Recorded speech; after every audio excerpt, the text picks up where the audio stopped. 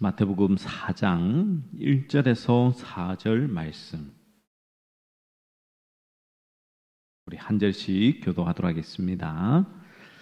그때 예수께서 성령에게 이끌려 마귀에게 시험을 받으러 강야로 가사 40일을 밤낮으로 금식하신 후에 들이신지라.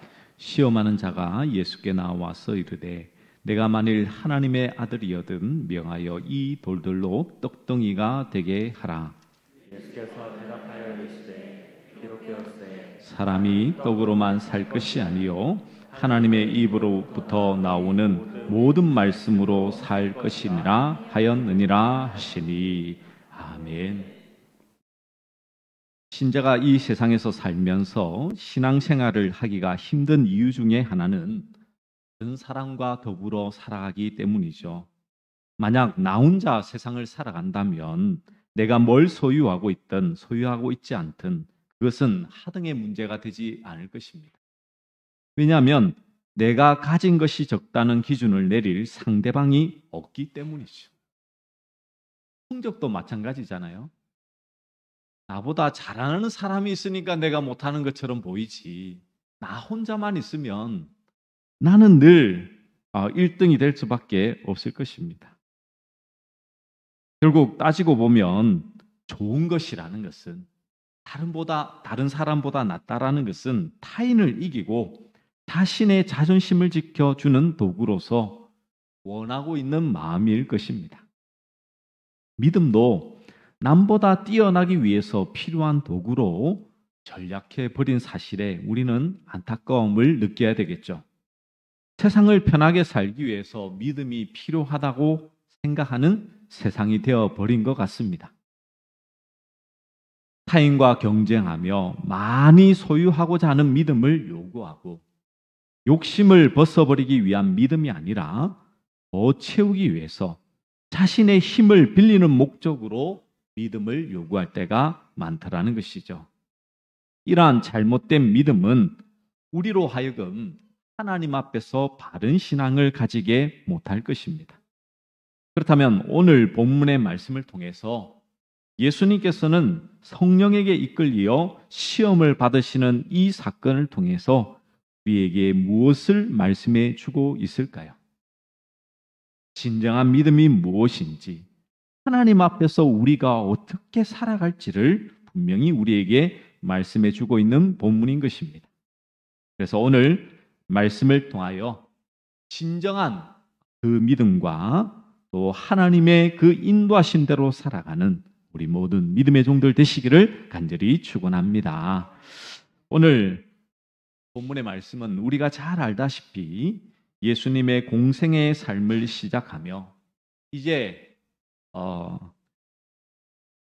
세례 요한으로부터 세례를 받으시고 성령님께서 예수님에게서 임하여 예수님을 사랑하는 아들로 인정하셨습니다. 그리고 이제 예수님께서는 강야로 나가시는데 성령에게 이끌리어 바로 강야로 나갔다라고 성경은 말씀하고 있습니다. 여러분, 이것은 우리에게 무엇을 말씀해 주고 있을까요? 4장 1절에 보시면 그때 예수께서 성령에게 이끌리어 마귀에게 시험을 받으러 강야로 가사라고 말씀하고 있죠. 예수님께서 성령에게 이끌려서 이제 마귀에게 시험을 받으러 갔다는 것은 시험의 주체가 마귀가 아닙니다. 지금 성령님께서 그 마귀에게 시험을 받으러 지금 예수님을 보내신 것이죠. 그 말인즉슨 이 시험은 우리에게 분명한 이유를 보여주시는 것이죠. 왜 예수님께서는 이렇게 시험을 받으셔야만 했을까요? 무엇 때문에 시험을 받도록 성령님께서는 예수님을 인도하셨는지에 대한 대답을 우리는 분명하게 알아야 되겠죠. 예수님의 공생의 삶은 하나님 아들로의 대표로서, 하나님 백성들의 대표로서 살아가는 모습을 우리에게 보여주고 있습니다. 로마서 5장 14절을 보시면 그러나 아담으로부터 모세까지 아담의 범죄와 같은 죄를 짓지 아니한 자들까지도 사망이 왕노릇하였나니 아담은 오실 자의 모형이라라고 말씀하고 있습니다. 장차 오실 분이란 바로 메시아, 곧 예수님을 말씀하고 있고요. 모형이란 예표적 존재라는 의미인데 아담이 어떤 의미에서 예표적 존재라는 것일까요? 이것은 바로 우리 인류의 대표자로서 첫째 아담은 범죄자로 죄인으로 이제 보여진 것이라면 두 번째 아담인 예수님을 통해서는 우리에게 의인으로서 보여지고 있는 것입니다. 이것을 로마서 5장 12절에서는 그러므로 한 사람으로 말미암아 죄가 세상에 들어오고 죄로 말미암아 사망이 들어왔나니 이와 같이 모든 사람이 죄를 지었으므로 사망이 모든 사람에게 이르렀느니라 라고 말씀하고 있는 것이죠. 첫 번째 아담이 반드시 죽어야 하는 죄인의 대표성. 예수님은 바로 구원받을 의인의 대표성을 가지고 인간의 모습으로 이 땅에 오셨다는 것입니다. 그래서 아담 안에서 모든 사람이 죽은 것 같이 그리스도 안에서 모든 사람이 삶을 얻는 그것을 보여주기 위해서 예수님은 지금 사단의 시험을 당하고 있는 것이죠. 왜? 아담은 에덴 동산에서 사단의 시험을 실패했지 않습니까? 선악과 나무를 따먹으로 말미암아 실패했죠. 그러나 두 번째 아담으로 오신 예수님을 통하여 이 시험을 이기시는 것을 우리에게 보여주고 있는 것입니다. 그래서 예수님의 이 시험을 이제 승리하심으로 말미암아 우리에게 무엇을 말씀하고 있을까요? 예수님 안에 있는 새로운 피조물은 예수님으로 말미암아 사탄의 시험을 이긴 존재가 되었고 이제는 사탄에게 우리는 지는 존재가 아닙니다. 예수님께서 사단의 시험을 다 물리치셨기 때문에 예수 그리스도 안에 있는 우리 모두는 사단의 그 시험 가운데서 능히 승리를 누릴 수 있는 자가 되었죠. 그리고 죄의 종로로 타지 않는 자, 즉 죄를 이긴 존재가 된 것입니다. 그래서 예수님의 승리에 동참하게 되었다라는 것을 바로 이 예수님께서 사단의 시험을 받는 것을 통해서 우리에게 말씀해 주고 있는 것이죠. 그러면 이 시험의 내용에 대해서 우리가 좀 함께 살펴봤으면 좋겠습니다. 사단은 예수님께서 40일을 금식하여 허기 졌을 때에 먹을 것으로 시험을 걸고 있습니다. 돌을 떡으로 만들어라 라고 하는 거. 자, 이것은 그냥 단순히 먹을 것에 대한 인내력, 절제력을 테스트한 것이 아닙니다. 자, 떡을 먹을래 말래라고 이렇게 약 올리는 거 아니죠. 여러분 이 성경 말씀을 정확하게 이제 좀 분석하면서 잘 살펴봐야 되겠죠. 3절에 보시면 사단이 이렇게 얘기합니다. 시험하는 자가 예수께 나와서 이르되 내가 만일 하나님의 아들이거든. 분명히 명제가 이렇게 딱 정해져 있죠. 이게 뭐냐면 사단은 예수님이 하나님의 아들인지 아닌지 그 여부를 걸고 넘어지고 있는 것입니다. 너가 만일 하나님의 아들이라면 이 돌을 떡으로 만들어라 라는 것이죠. 이게 지금 어떤 시험이냐면 단순히 이 배고픔을 절제하고 인내해서 잘 이겨나가라는 그 의도는 아니라고 분명히 말씀을 드렸죠. 내가 이렇게 굶지 않느냐? 먹고 마실 것이 없는데 하나님이 무슨 소용이 있느냐? 그러니까 너가 하나님의 아들이라면 지금 당장 너의 먹을 것을 채워갖고 빨리 하나님을 부인하고 어서 빨리 내 편으로 오라고 속삭이고 있는 것이죠. 하나님을 배반하느냐 마느냐, 그분이 이 땅에 당신을 보내신 목적을 포기하느냐 마느냐에 그 싸움을 걸고 있는 것입니다. 이것은 아담과 이브에게 유혹했던 것과 하나 변함이 없죠. 사단은 아담과 하와에게 유혹할 때 어떻게 했습니까? 선악과도 못 먹게 하는 하나님이 무슨 소용이 있느냐? 그렇게 지금 유혹했지 않습니까? 동일한 거예요, 동일한 게. 그러면 이런 사단의 유혹을 물리쳐야 할 우리는 똑같이 우리에게 질문하겠죠.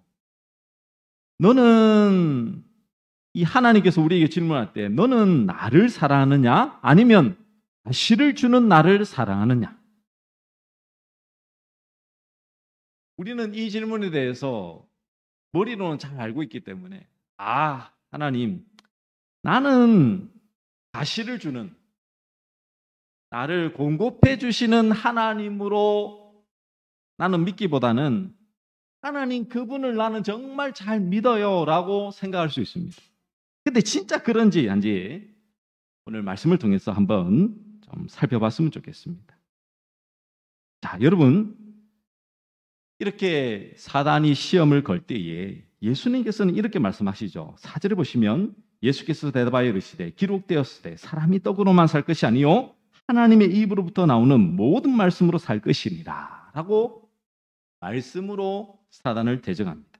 근데 이 말씀은 바로 신명기 말씀을 그대로 가져온 것이죠. 자, 신명기 8장 2절과 3절을 우리 같이 한번 읽어볼까요?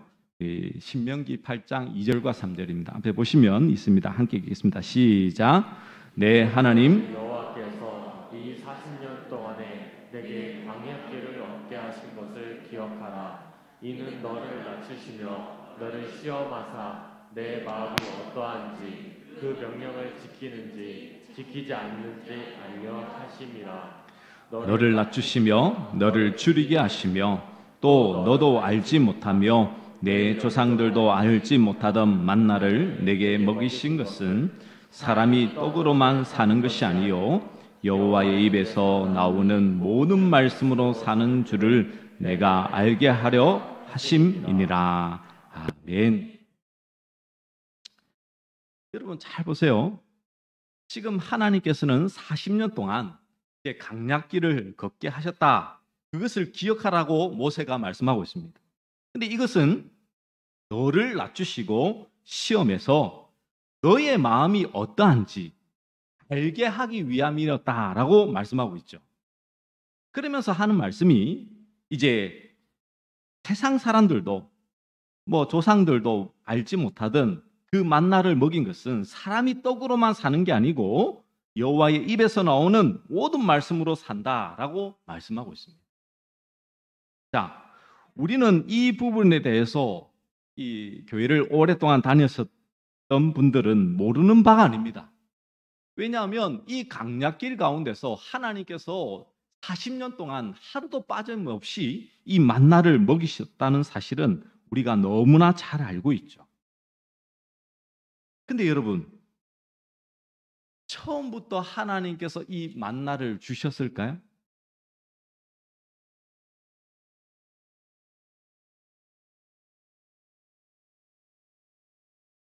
여러분, 이걸 잘 이해하셔야 됩니다. 분명히 하나님께서는 광야로 이스라엘 백성들을 이끌어내셨습니다. 그리고 사람들이 먹을 것이 없다라고 불평하니까 하나님께서 어떻게 하시냐면 하늘로부터 만나를 주세요. 자, 여기서 이제 우리가 좀 생각해 볼 것이 있습니다. 왜 하나님께서는 이스라엘을 먹고 마실 것 하나 없는 극단적인 상황에 밀어넣고 있었을까요? 물론 구름 기둥과 불 기둥으로 하나님께서 앞서서 인도하시며 보호하시고 계십니다. 그런데 좀 음식이 풍성한 곳, 가는 데마다 과일을 따먹을 수 있고 그 수많은 사람들이 배고프지 않을 그곳으로 가면 얼마나 좋습니까? 그런데 그들이 가서 보니 먹을 게 한 개도 없는 거예요. 물도 없습니다. 사막지대다 보니까 물도 없고 먹을 것도 없죠. 그래서 애굽에서 출애굽하여 나와서 가면 좋을 줄 알았는데 아무것도 없는 거예요. 그러니까 불평하죠. 여러분, 우리가 흔히 생각하면 그렇게 생각할 수 있습니다. 그게 뭐냐면 우리는 이게 참 배고프는 가운데서 불평하거나 불만하면 이거는 신앙에 있어서 참 믿음이 좋지 않다라고 생각하는 경우가 있어요. 근데 여러분, 극한의 상황에 한번 도달해 보십시오. 이 배고픔 자체를 정말 신앙 안에서 이길 수 있는 사람이 몇 명이나 되겠습니까? 실제로 지금도 북한에서는 이거는 실례적인 예입니다. 이 자기 자식들을 이렇게 먹는 그런 사건들이 비일비재하게 일어나고 있다라고 하거든요. 먹을 게 없어가지고. 여러분, 벽지나 뭐 심각하더라고요. 벽지나 뭐 하여튼 있는 것들 다 먹고 먹을 게 없어서. 근데 그걸 향해서 아이고 어떻게 그럴 수 있냐라고.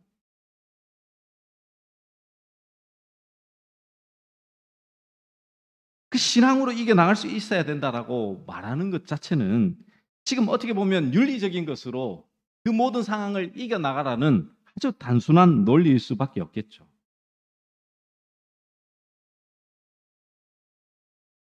이스라엘은 불만을 터뜨린 이스라엘에게는 어떻게 보면 엄밀히 말하면 아무런 잘못이 없습니다. 그러나 하나님께서는 그것을 통해서 분명한 계획이 있다는 것이죠. 이스라엘이 먹고 마실 것에 대해서 본성적인 불평을 터뜨리게 하고 그 불평을 들은 하나님은 만나를 주셨던 것입니다. 자, 이것은 무엇이냐면 그냥 이스라엘은 몇 번 말한 대로 기본적으로 먹고 마실 것은 주셔야 우리가 강도짓을 하지 않고 하나님을 잘 섬길 것 아니냐라는 항의였죠. 그러니까 이스라엘 백성들이 계속해서 말했던 것은 아니 먹고 마실 거 있으면 나는 하나님 잘 섬길 거 아니냐고 그렇게 이제 계속해서 얘기했습니다. 그래서 하나님 어떻게 하십니까? 만나를 주시고 메추라기를 주시고 생수를 주시고 의복과 신발을 먹고 마시고 입는 모든 기본적인 것을 실제로 다 해결해 주셨습니다. 이스라엘이 그것들을 얻으려고 열심히 노력할 필요가 없는 것이죠. 자, 그러면서 하나님께서 질문하시는 것입니다. 자, 시험하는 거죠. 어떤 시험요? 먹고 마실 것을 책임져 줄 테니 정말 너희가 내 말을 잘 듣고 강도짓을 하는지 안 하는지 두고 보겠다라는 것이죠. 성경이 말씀하고 있는 것은 극한 상황이 닥쳐도 절대 죄를 짓지 말라는 것이 아닙니다. 항상 경건을 유지하고 거룩을 잊지 말라는 것도 아닙니다. 걱정이 많을 때에 하나님을 찾는 것은 누구라도 하는 자연스러운 반응이죠. 이것은 역으로 말씀하고 있는 거예요. 걱정이 없을 때도 하나님을 찾는가 보고자 하는 것. 그것이 바로 하나님의 뜻이라는 것입니다. 하나님은 인간이 먹고 마실 걱정이 전혀 없을 때도 하나님을 찾고 구하기를 원하시는 분이십니다. 그 사람이 진정으로 하나님을 구하는 자인 것이에요.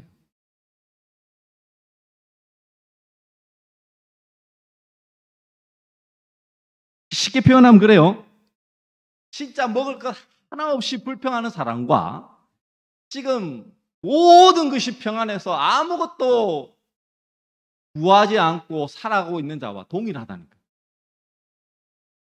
이걸 깨달으셔야 돼요.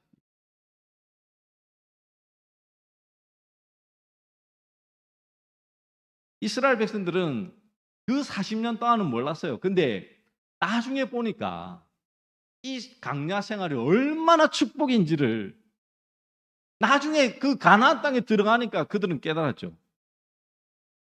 왜요? 일하지 않아도 주시죠. 춥지도 덥지도 않게끔 하나님께서 늘 보호해 주시죠. 그것도 막 시각적으로 보이지 않습니까? 구름 기둥, 불 기둥이 여러분 다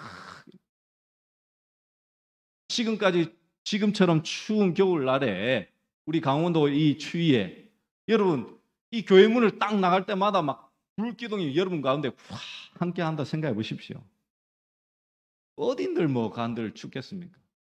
반팔 입고 다니겠다.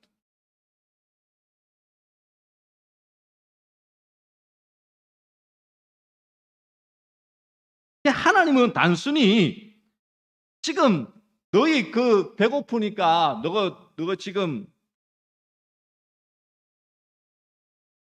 도덕적으로 신앙적으로 잘 이겨나가서 먹을 게 관심 두지 말고 하나님 자꾸 구해. 그걸 말씀하고 있는 게 아니에요. 너의 진심으로 너의 마음의 깊은 곳에서부터 하나님을 자꾸 구하고 있느냐. 그걸 지금 하나님은 묻고 계시다니까요.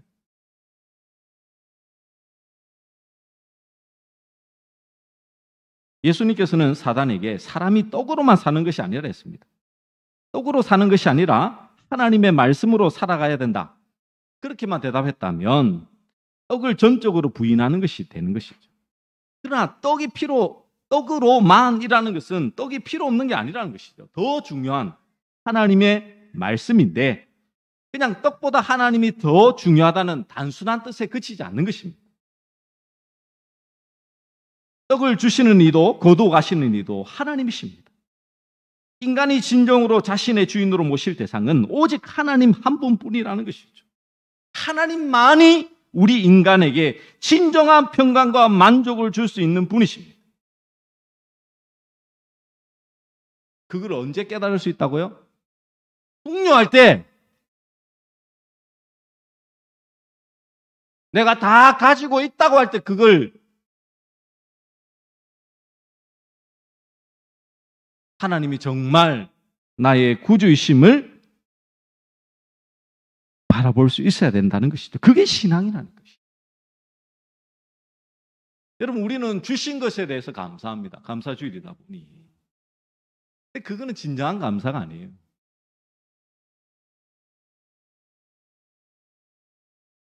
아니 줄 때 감사하는 거는 누구나 할 수 있잖아요, 여러분. 근데 정말 성경이 하나님께서 요구하시는 것은 다른 게 아닙니다.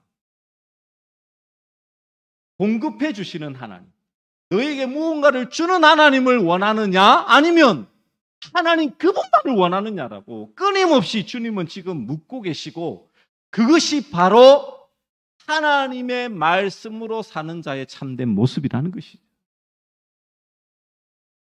그러면 우리가 하나님의 말씀으로 살아간다는 것을 오늘 우리의 삶 속에 적용해 보면 어떨까요? 자, 이스라엘 백성들은 하나님께서 모든 것을 공급해 줬는데 하나님을 믿고 있는지 안 믿고 있는지를 시험해서 봤습니다. 그러면 오늘날 우리는 어떻냐고?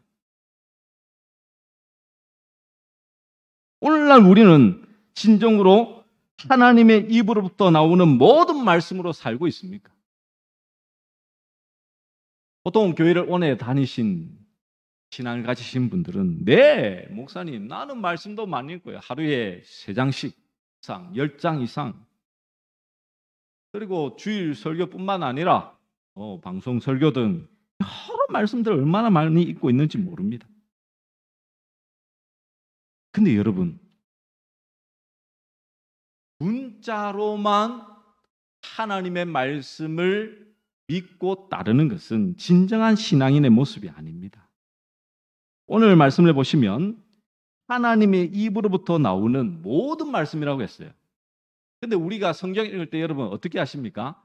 여러분의 성경에 줄친 부분들이 여러분 모든 성경이에요? 아니면 내가 듣기 좋은 말씀 구절들입니까?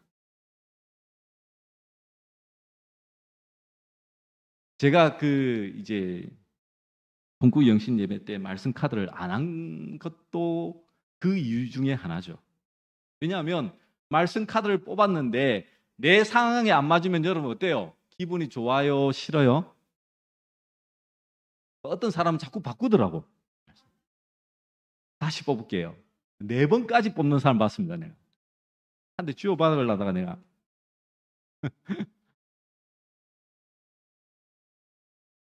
말씀을 그렇게 보고 있다니까요. 운세 보듯이. 요즘 타로나 이렇게 점치는 거를 젊은 세대들은 아주 편하게 생각하더라고요. 우리 믿는 성도들은 여기에 대해서 심각하게 하나님 앞에서 거룩하게 구별돼야 될 줄 믿습니다. 여러분, 미래를 예견하고 위로와 힘이 되는 그것으로 우리가 만족하며 사는 인생은요, 하나님 없는 사람들도 얼마나 많이 하는지 모릅니다. 유명한 연예인들 중에는 명언을 다 외우고 있더라고요. 누가 이런 말을 했다. 얼마나 좋은 말이냐. 그 말을 가지고 자기가 힘을 얻고 있는 거예요. 위로와 힘이 되는 말씀만 줄을 치고 외우고 암송하는 거, 그건 말씀으로 사는 게 아닙니다, 여러분. 아니, 목사님 너무 지금 막 강력하게 말씀하는 거 아닙니까? 라고 할 수 있지만, 여러분, 그렇게 사는 것이 하나님의 말씀으로 사는 것이라면 세상은 이러면 안 되죠. 아니, 여러분의 신앙의 모습이 이 정도로 돼서는 안 됩니다, 여러분.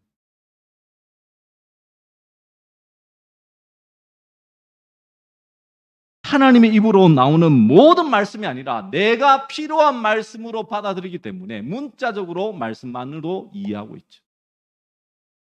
그러면 어떻게 우리가 하나님의 말씀으로 살아가야 되겠습니까? 여기에 대해서는 히브리서 4장 12절에서 13절에 그 말씀이 우리에게 주어지고 있습니다. 우리 함께 같이 한번 읽겠습니다. 하나님의 말씀은 살아있고 활력이 있어 좌우의 날선 어떤 검보다도 예리하여 혼과 영과 및 간절과 골수를 찔러 쪼개기까지 하며 또 마음의 생각과 뜻을 판단하나니 지으신 것이 하나도 그 앞에 나타나지 않음이 없고 우리의 결산을 받으실 이의 눈앞에 만물이 벌거벗은 것 같이 드러나느니라. 아멘. 여러분, 하나님의 말씀은 살아있습니다. 이것을 믿으십니까? 문자 속에 갇혀 있는 거 아니에요. 여러분, 중동 지역에 가면 여러분의 성경책은 못 가져갑니다. 왜 그런지 아세요? 줄쳐 있기 때문에. 아니, 어떻게 거룩한 이 성경에 줄을 칠 수 있냐고. 여러분 잡혀가요.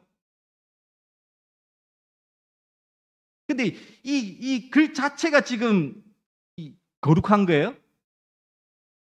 아니라니까요. 하나님의 말씀은 지금 살아있다니까요. 살아있는 말씀이 중요한 것입니다.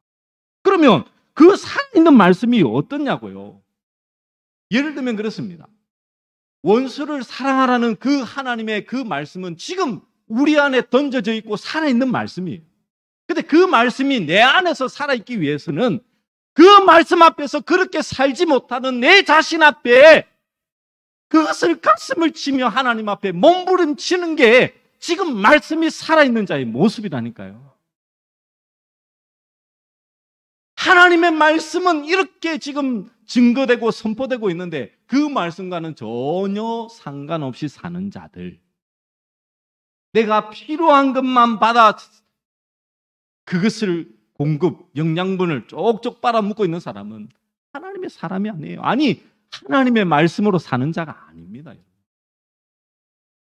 형제를 미워하는 자마다 살인하는 자니 그 말씀 앞에 오늘도 내가 누군가를 향하여 욕을 하고 그 사람을 미워하는 그 내 마음의 완악함으로 인하여 하나님 앞에 엇떨리며 자복하며 내 죄성을 예수 그리스도의 십자가 아니고서는 나는 해결할 수 없는 자임을 고백하며 사는 자가 바로 말씀으로 사는 자임을 여러분 꼭 기억하시기를 간절히 축원합니다.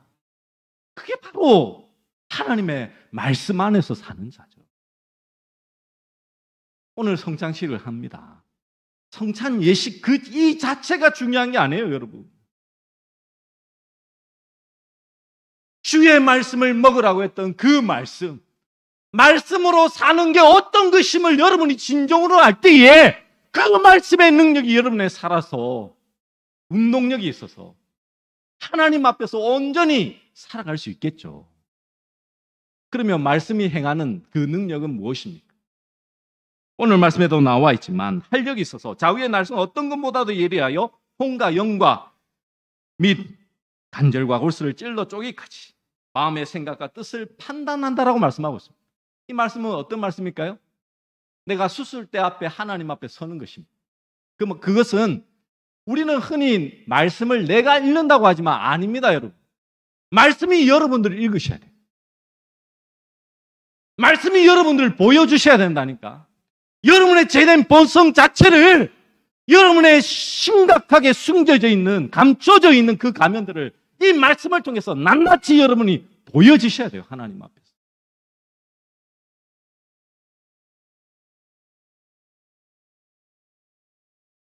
누구도 여러분 질문할 때에 여러분 하나님을 진정으로 원하십니까? 아니면 공급하시는 하나님을 원하십니까? 라고 물어보면 누구나 다 전자를 말합니다. 그런데 그렇게 살고 있냐고. 우리의 본성은 그렇게 못 살아요.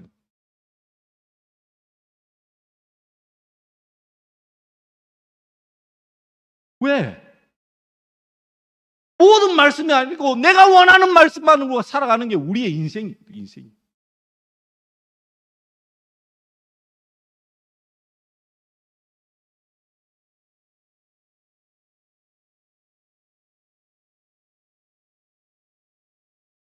참 이게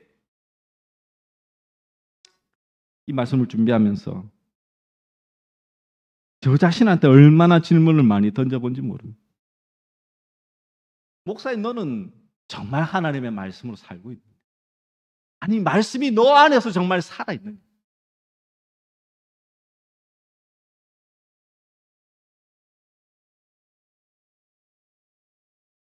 여러분, 오늘 동일하게 우리에게 던져지고 질문해야 될 이 질문은요, 다른 게 아닙니다.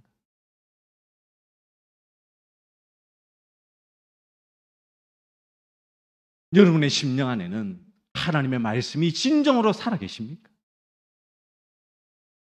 그 말씀 앞에 여러분의 심령이 지금 보여지고 있냐고.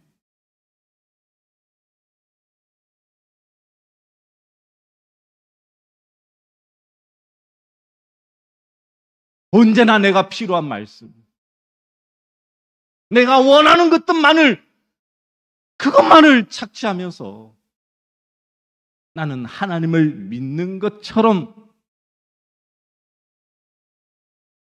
그렇게 살고 계시지는 않으십니까? 말씀을 정리하면 맺습니다. 어떻게 보면 이 감사의 절기에 이렇게 세게 말하는 목사도 별로 없을 거예요. 한 해 동안 지켜주신 하나님 감사합니다. 그거 여러분 누구나 다 할 수 있는 겁니다. 그거 하지 말라는 거 아니에요. 여러분 본질을 깨달으세요. 본질을. 정말 여러분의 살아있는 말씀으로 여러분의 심령이 하나님 앞에 서 있는지, 예수 그리스도 앞에 서 있는지를 여러분 자신이 지금 여러분을 하나님 말씀 앞에서 여러분 비춰보셔야 돼요. 하나님의 수술대 앞에 여러분이 서셔야지만 진정으로 살아날 수 있다는 사실을 여러분 잊지 마셨어요. 오늘 우리가 드리는 모든 감사와 또 성찬이 진정한 살아있는 말씀으로 여러분의 살아 역사되어지기를 간절히 축원합니다. 우리 성찬을 하도록 하겠습니다. 우리 은혜 찬양 준비할 동안 우리 은혜 찬양 우리 함께 찬양하도록 하겠습니다.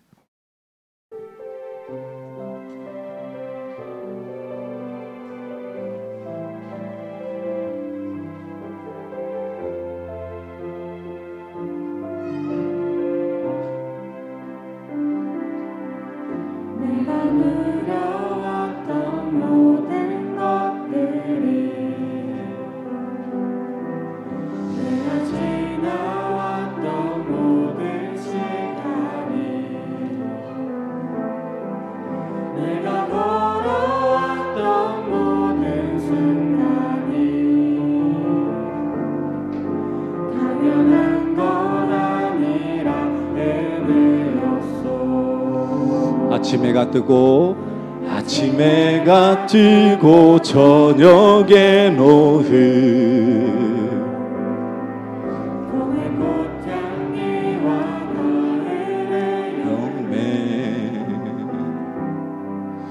원하는 계절의 모든 순간이 당연한 것 아니라 은혜여서 모든 것이 은혜